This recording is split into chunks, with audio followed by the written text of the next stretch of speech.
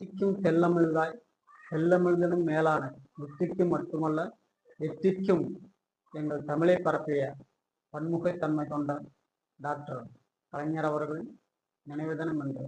அதாவது முத்தமிழ் என்று சொல்லாதவர்கள் அல்லவா? 3 தமிழ்: எழுத்தமிழ், இசைத்தமிழ், நாடகத்தமிழ். இந்த முத்தமிழுக்கும் பெருமை சேர்த்த எங்கள் முத்தமிழ் அறிஞர் டாக்டர் கலைஞர் அவர்களின் நினைவு தினம் என்று.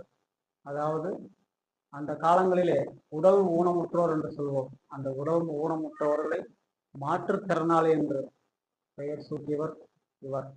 அதாவது 9 என்று சொல்வார்கள் அல்லவா? அந்த 9 என்கின்ற பெயரை நீக்கி திருநங்கைகள் என்று ஒரு அழகான பெயர் சூட்டியவர் இவர். பேருந்துகளிலே கரம் சிரம் புறம் நீட்டாதீர்கள் என்று வாசகத்தை வடிவமைத்தவரும் இவர்தான். அரசியலில் இவர் ஒரு சாணக்கியத்தனம் மிக்கவர், ராஜதந்திரம் மிக்கவர்.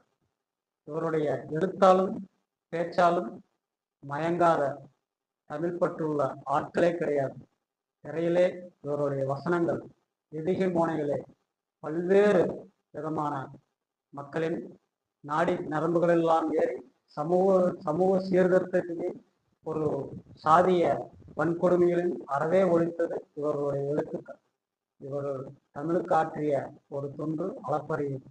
இவர் இறந்தபோது மெரினாவிலே இவருக்கு இடை கிடைக்குமா என்று கூட தமிழக மக்கள் மிகவும் ஆவலுடன் எதிர்பார்த்து கொண்டிருந்தார்கள்.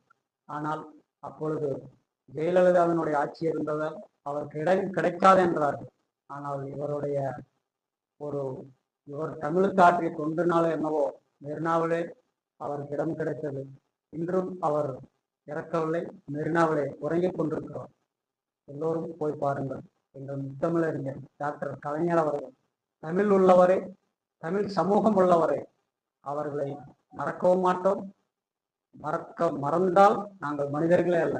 வாழ்க கலைஞரின் புகழ், வாழ்க அவரது தமிழ் பற்று. நன்றி, வணக்கம்.